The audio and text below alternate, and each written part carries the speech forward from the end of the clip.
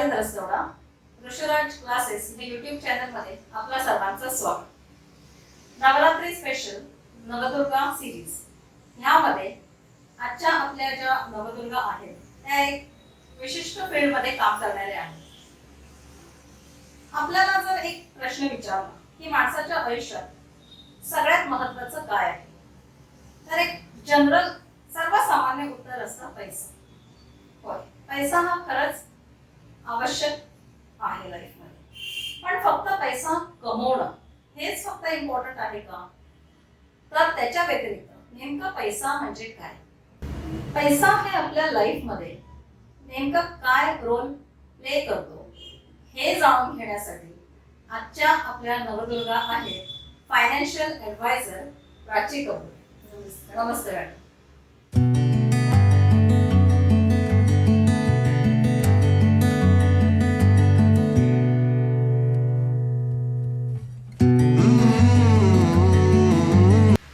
तर आज पैसा ह्याविषयी मी काहीही जास्त न बोलता आपण यांच्याकडनं बरीच उपयुक्त अशी माहिती मॅडमकडनं घेणार आहोत. तर जसं मी सांगितलं, हा अगदी कुतूहलाचा विषय आहे सगळ्यांचा. तर अगदी सगळ्यात पहिले तुमच्या कामाविषयी आम्हाला थोडक्यात ऐकायला आवडेल. मी ॲक्च्युली फायनान्शियल ॲडवायझर म्हणून काम करते. त्याच्यामध्ये मी इन्शुरन्स आणि म्युच्युअल फंड म्हणजे इन्व्हेस्टमेंट जी कशी करायला पाहिजे, का करायला पाहिजे याचं गायडन्स मी करते लोकांना. आपला पैशाचा एक व्यवस्थित वापर कसा केला गेला पाहिजे.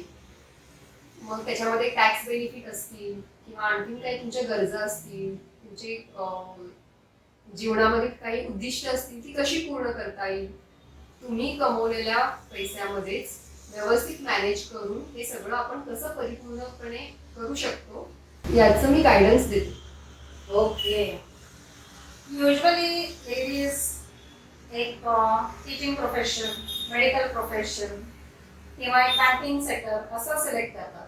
तर तुम्हाला ह्या प्रोफेशनमध्ये यावं असं का वाटलं? ऍक्च्युली मी सुद्धा टीचिंग फील्डच निवडलेलं पहिल्यांदा. माझा मुलगा लहान होता तेव्हा मी सुद्धा एक स्कूल टीचर म्हणूनच काम करत होते.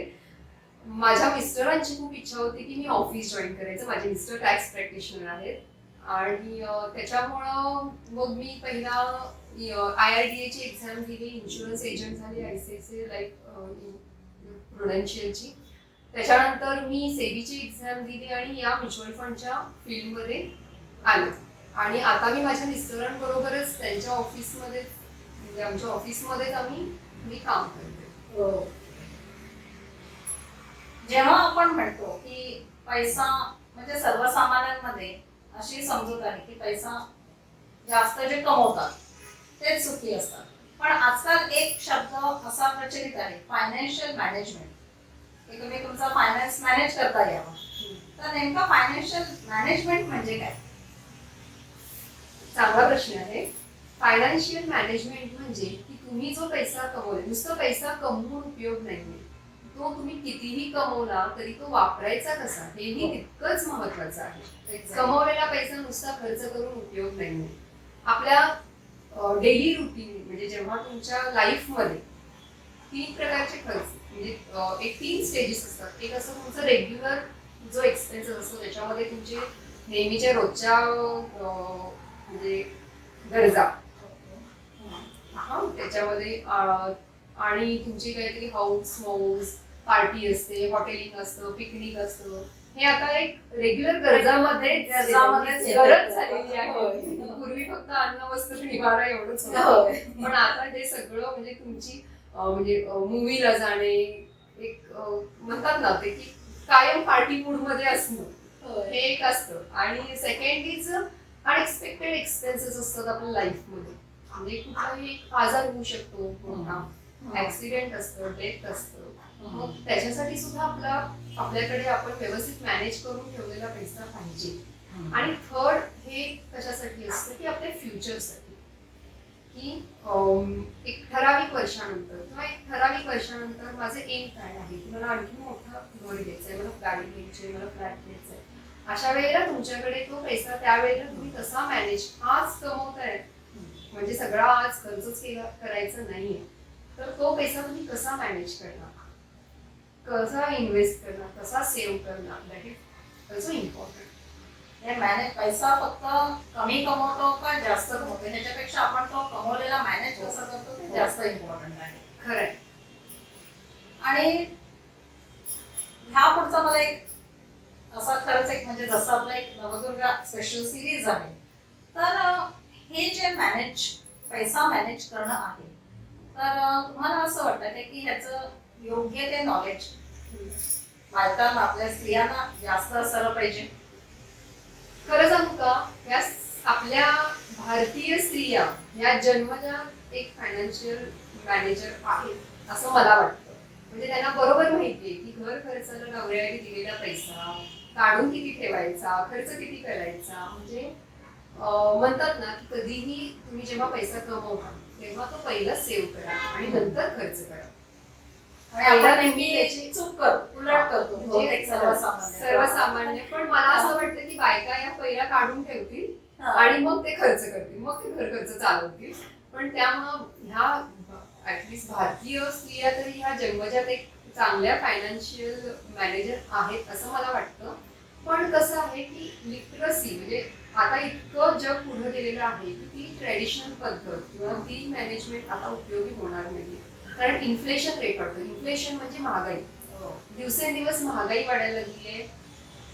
रुपयाची किंमत कमी व्हायला लागली आहे. म्हणजे आज जी गोष्ट म्हणजे मी लहान असताना जर 5 रुपयाला मी आईस्क्रीम खात असेल तर आता मी 5 रुपये दिला तर मला कुणी काय एक रिकामा कप सुद्धा देणार नाही. म्हणजे आजची कंडिशन आहे आता. मग तो पैसा नुसतंच मी बाजूला ठेवला तर उपयोग आहे का? तर तो कुठं ठेवायला पाहिजे, तसा वापर त्याचा करायला पाहिजे, हे महत्वाचं आहे. बायका ह्या सेव्हिंग करतात नाही असं नाही, पण त्यांचं हे सेव्हिंग असतं ना ते कुठंतरी किचन मध्ये कुठल्या तरी एखाद्या डब्यात, साडीच्या घडीमध्ये, कपाटात कुठल्या तरी कागदाच्या खाली, असं बऱ्याच जणांचं असतं. मग असं म्हणतात की money loses its value when not invested. म्हणजे जर तुम्ही एक 10,000 रुपये नुसतेच ठेवलंय, कुठेही इन्व्हेस्ट केलेलं नाहीये, तर त्याची व्हॅल्यू संपते. ते 10,000 रुपये जेव्हा तुम्ही कुठेतरी इन्व्हेस्ट करता तेव्हा त्याची व्हॅल्यू वाढते. व्हॅल्यू वाढते म्हणजे फक्त 10,000चे 12,000 होतात असं नाहीये. तर एक साधं एक्झाम्पल देते मी की एखाद्याचा खर्च हे दुसऱ्याचं इन्कम असतं. म्हणजे मी जेव्हा काहीतरी पैसा खर्च करते तेव्हा ते दुसऱ्याचं इन्कम झालेलं असतं ते ऑलरेडी. मग मी जर खर्चच नाही केला तर दुसरा कमवू शकत नाही.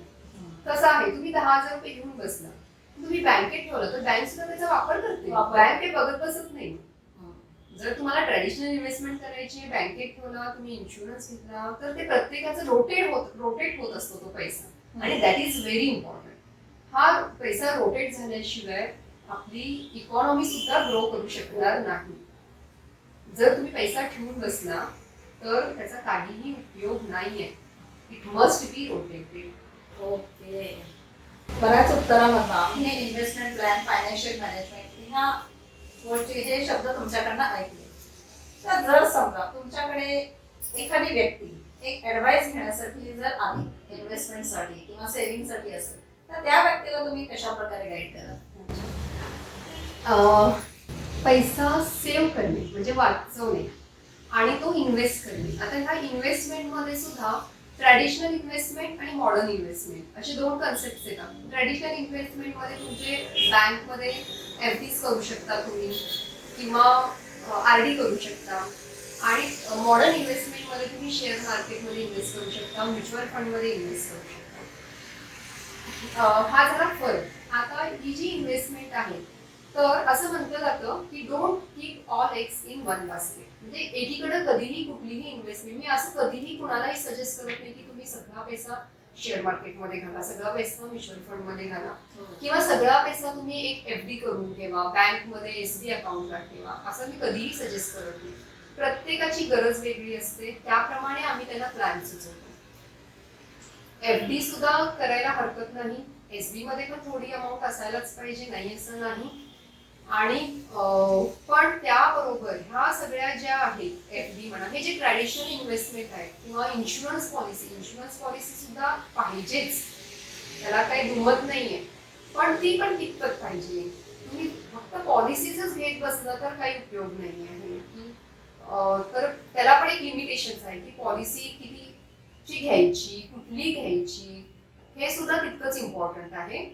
आणि थोडा पैसा तुम्ही रेग्युलर यूजसाठी, थोडा पैसा तुमच्या अनएक्सपेक्टेड एक्सपेन्सेससाठी आणि थोडा पैसा तुमचा ग्रो व्हायला. तुमच्या लाईफमध्ये तुमचे काहीतरी ड्रीम्स असतात की मला इतक्या वर्षांनी घर घ्यायचं आहे, मला इतक्या वर्षांनी कार घ्यायचं आहे, इतक्या वर्षांनी माझा मुलगा कॉलेजला येईल तेव्हा मला इतका पैसा अवेलेबल पाहिजे, ह्या वर्षी माझी मुलगी लग्नाला येईल तेव्हा मला तिच्या लग्नासाठी प्रॉपर माझं प्लॅनिंग तयार पाहिजे. तर ह्या ज्या माझ्या क्लायंटच्या रिक्वायरमेंट असतात प्लस त्यांचं जे इन्कम असतं, त्यांची जी सेव्हिंग कपॅसिटी असते, त्या बेसवर आम्ही त्यांना प्लॅन देतो. ह्याच्यामध्ये बऱ्याच क्लायंट्सना टॅक्स सेव्हिंग प्लॅन पण असतं, म्हणजे टॅक्स सेव्हिंग प्लॅन पाहिजे असतात आणि तशी सोय म्युच्युअल फंड मध्ये सुद्धा आहे की तुम्ही तुमच्या चिल्ड्रन प्लॅन घेऊन तुमच्या मुलाचं फ्युचर सिक्युअर करू शकता. टॅक्स सेव्हिंग ELSS प्लॅन घेऊन तुम्ही तुमचं टॅक्स वाचवू शकता. आणि तुमचे जे ड्रीम प्रोजेक्ट्स असतात त्याच्यासाठी तुम्हाला वेगवेगळे प्लॅन्स आहेत. असे वेगवेगळे प्लॅन्स तुम्ही जसं क्लायंटची रिक्वायरमेंट असेल, जशी त्याची कपॅसिटी असेल, त्याप्रमाणे आम्ही त्यांना त्यांचे प्लॅन्स देत असतो. तुमच्याकडे come with your question we will give you the solution. या आणि असं नाहीये की तुम्ही लाखामध्ये कमवला तरच इन्व्हेस्ट करू शकता, लाखामध्ये कमवला तरच तुम्ही सेव्हिंग करू शकता, असं नाही आहे. तर तुम्ही कितीही कमवत असाल, आता म्युच्युअल फंड मध्ये सिस्टमॅटिक इन्व्हेस्टमेंट प्लॅन म्हणून ही जी कन्सेप्ट आहे की महिन्याला तुम्ही एक ठराविक अमाऊंट साठवत जायची आहे, ती तुम्ही 100 रुपये पासून सुद्धा करू शकता.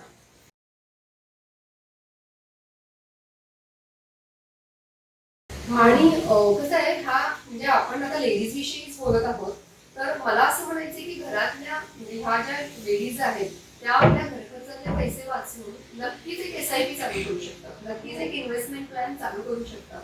मग ती भलेही 100 रुपये पासून असेल, मिनिमम 100 पासून प्लॅन स्टार्ट होतो. मिनिमम 100 पासून ते स्टार्ट मला वाटतं इथे एक फार मोठा गैरसमज दूर झाला असतो. हो. आणखीन एक गैरसमज लोकांचा हा आहे की शेअर मार्केट, म्युच्युअल फंड म्हणजे घाबरतात लोक, अजून अवेअरनेस नाहीये त्यांना, अजून त्यांना त्यांचं तेवढं नॉलेज नाहीये. त्यांना असं वाटतं की मार्केटमध्ये पैसा घातला म्हणजे बुडला पैसा, भीती आहे. पण नाही, शेअर मार्केटमध्ये डायरेक्ट दिस इज लक, 90% लक आहे, आय ऍग्री. पण जर तुम्हाला शेअर मार्केटमध्ये भीती वाटतेय ना, तुम्ही म्युच्युअल फंड मध्ये या. म्युच्युअल फंड मध्ये तुम्हाला खूप सारे व्हरायटीज मिळतील प्लॅन्सचे. आणि मी म्हटल्याप्रमाणे तुम्ही महिन्याला करू शकता, तुम्ही आठवड्याला करू शकता, तुम्ही वर्षाला करू शकता, तुम्ही एकदम करू शकता.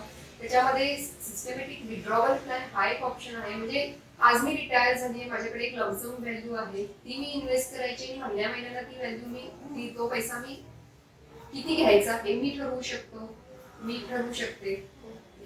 ठीक आहे. तर हे जे आहे डिफरन्स की म्युच्युअल फंड मध्ये आणि कसं आहे की लिक्विड फंड ही जी कन्सेप्ट आहे की त्याच्यामध्ये तुम्हाला 0% रिस्क आहे आणि जशी तुम्ही रिस्क वाढवणार तसं तुमचे रिटर्न्स वाढत जातील. हो, खरंच हे बऱ्याच गोष्टी मलाही आज पहिल्यांदा समजल्या याच्यामध्ये. पण आज फायनान्शियल लिटरसी मी आणि एक पॉइंट सांगते तुम्हाला. मी जसं म्हटलं की ट्रॅडिशनल इन्व्हेस्टमेंट मध्ये तुमचे बँक FDs वगैरे येतात, तसं म्युच्युअल फंड मध्ये सुद्धा जसं आपलं SB अकाउंट आहे तसं लिक्विड फंड असतो की any time you can withdraw, any time you can deposit. म्हणजे डेली सुद्धा ते तुम्ही ट्रान्झॅक्शन करू शकता. म्हणजे रोजच्या रोज तुम्ही पैसे घाला, रोजच्या रोज तुम्ही पैसे काढा. आणि ह्यामध्ये तुम्हाला SB अकाउंट पेक्षा 1.5 ते 2% रिटर्न्स जास्त मिळतात, म्हणजे इंटरेस्ट जास्त मिळतात. प्लस FD, आज तुमचे FDचे रेट्स काय आहेत? 6%, 6.5%. फार तर कोऑपरेटिव्ह सोसायटीमध्ये गेला तर तुम्ही 9%. पण कोऑपरेटिव्ह सोसायटीमध्ये सुद्धा तितकीच रिस्क आहे. हेच जर म्युच्युअल फंड मध्ये तुम्ही आला, तुम्ही बॅलन्स फंड घेऊ शकता किंवा लार्ज कॅप फंड घेऊ शकता. आणि जर तुम्ही ते लॉंग टर्म मध्ये घेतले तर तुम्हाला नक्कीच डबल डिजिट मध्ये रिटर्न सुद्धा मिळू शकतात. तर खरंच ही माहिती खूपच उपयुक्त आहे. आजकाल एक टर्म मी ऐकत असते, फायनान्शियल लिटरसी, फायनान्शियल नॉलेज. तर ह्याची गरज का आहे आजच्या जनरेशनला? सगळ्यात महत्वाचं म्हणजे इन्फ्लेशन. महागाई जी वाढायला लागली आहे दिवसेंदिवस, म्हणजे म्हणतात ना की भाजी सुद्धा तुम्ही 100 रुपये जरी घेऊन गेला तरी एका छोट्याशा कॅरी बॅग मधनं सुद्धा कितपत भाजी आहे सांगता येत नाही. असं अशी कंडिशन आहे. ह्या जर इन्व्हेस्टमेंटला जर तुम्हाला इन्फ्लेशनला जर तुम्हाला बीट करायचं असेल तर देयर इज नो अल्टरनेटिव्ह.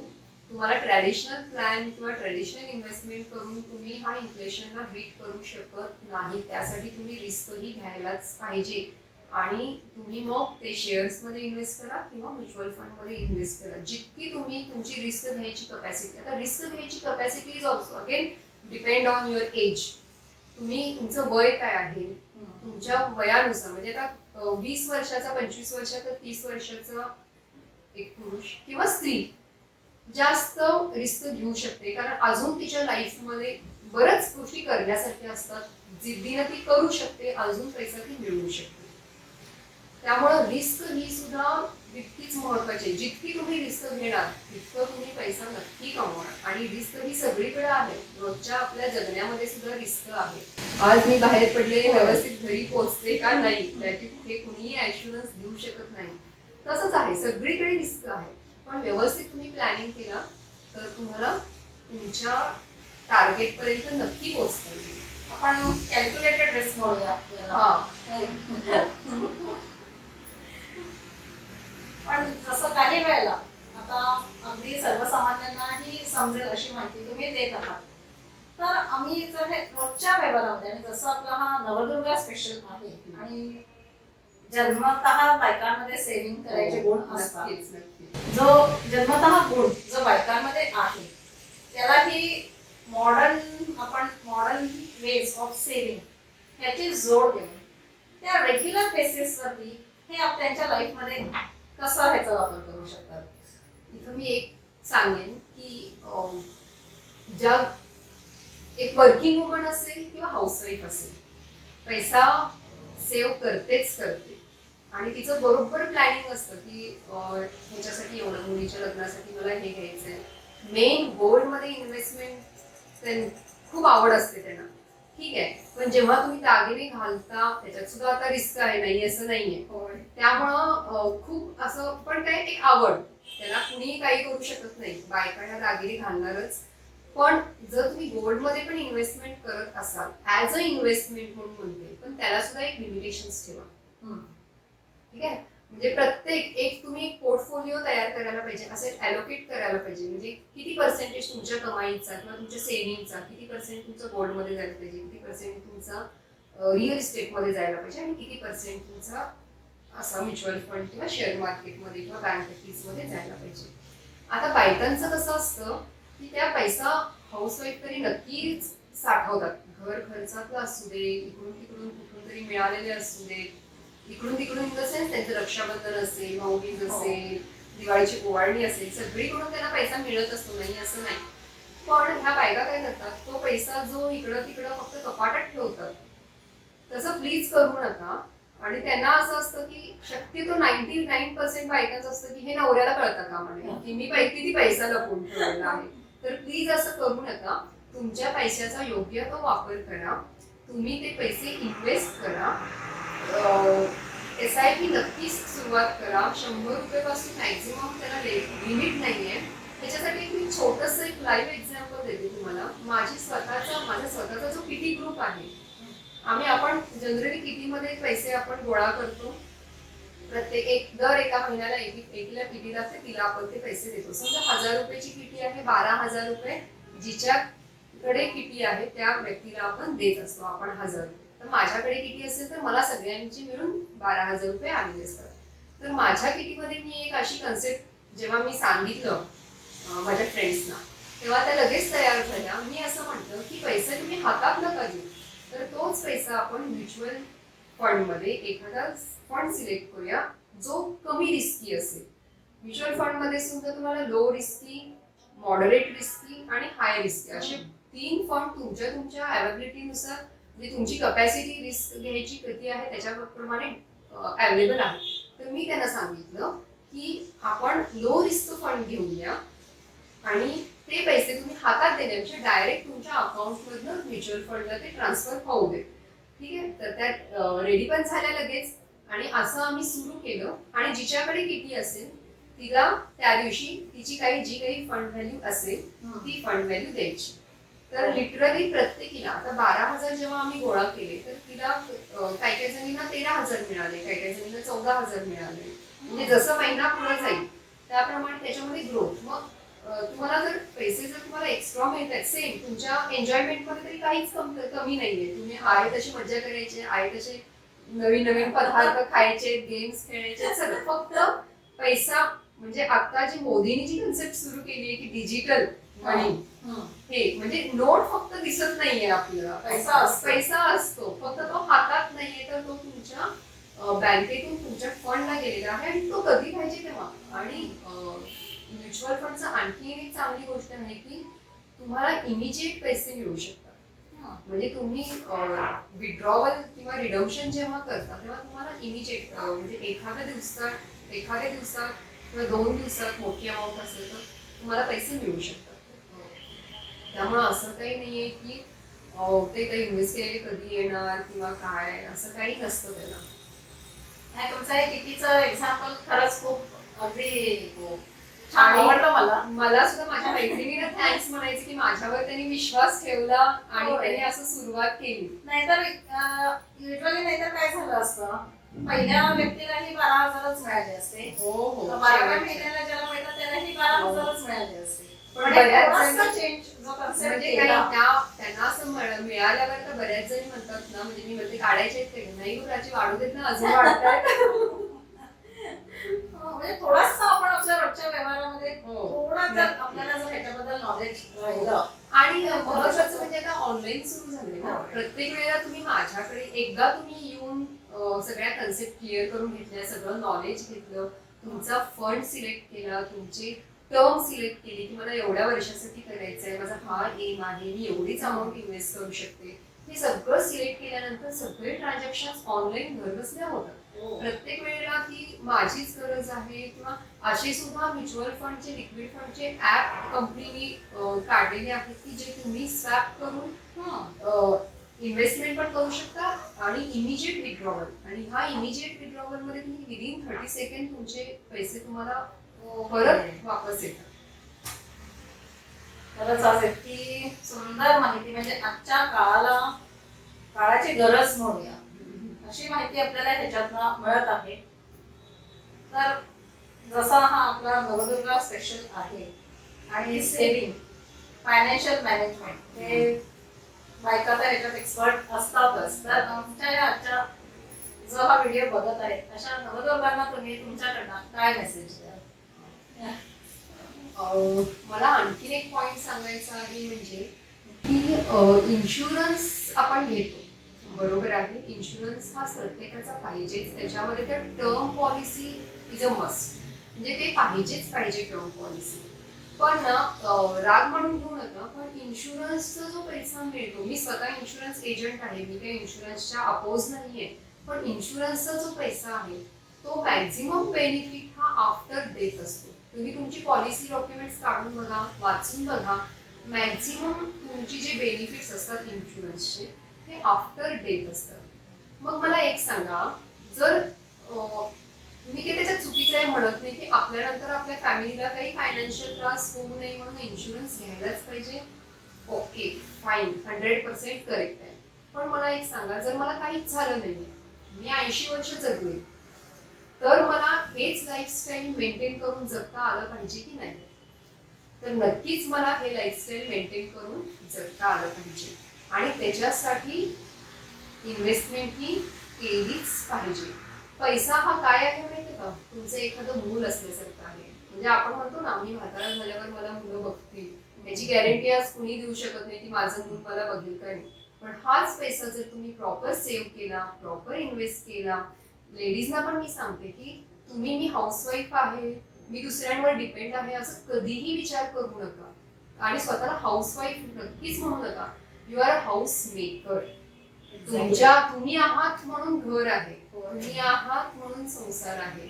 आणि त्यामुळं तुम्ही तुमच्यासाठी जगा, तुमच्यासाठी सुद्धा पैसा साठवून ठेवा, तुमच्यासाठी तुमचा पैसा तुम्ही सेव्ह करा आणि तुमचा पैसा तुम्हाला पाहिजे तेव्हा तुम्ही वापरा, असं मला सांगायचं आहे.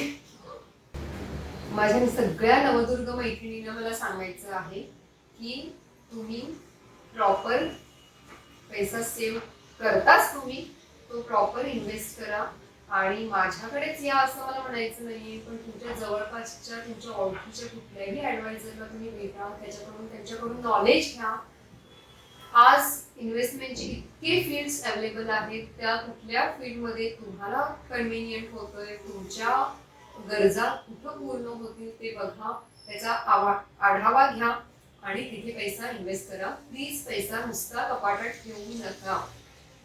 तुम्ही नक्की कुठल्या तरी एका ऍडवायझरला, डिस्ट्रीब्युटरला नक्की भेट द्या आणि ह्या सगळ्याची माहिती घ्या. इव्हन तुम्ही ऑनलाईन ऍक्सेस सुद्धा करू शकता. तुम्ही गुगलवर जाऊन सुद्धा सर्च करू शकता की किती फील्ड अवेलेबल आहे तुम्हाला आज इन्व्हेस्टमेंटसाठी आणि कुठं इन्व्हेस्टमेंट, किती इन्व्हेस्टमेंट केल्यानंतर मला त्याचे रिटर्न्स किती मिळतील हे सुद्धा, याचा सुद्धा आढावा तुम्ही घेऊ शकता. खरंच आजचा हा जो आपला नवदुर्गा स्पेशलचा जो भाग प्राची कपूर यांच्याबरोबर जो झाला, तो आजच्या काळाची गरज असा भाग खरंच झाला. आणि जी माहिती, ह्यातली बरीचशी माहिती इव्हन मलाही नव्हती, म्हणजे बऱ्याचशा गोष्टी मलाही आज समजल्या. तर खरंच आजची ही उपयुक्त अशी माहिती आमच्या नवदुर्गांना दिल्याबद्दल तुमचे खूप खूप आभार. नमस्कार. मला ही संधी दिल्याबद्दल मी सुद्धा तुमची खूप आभारी आहे. Thank you madam.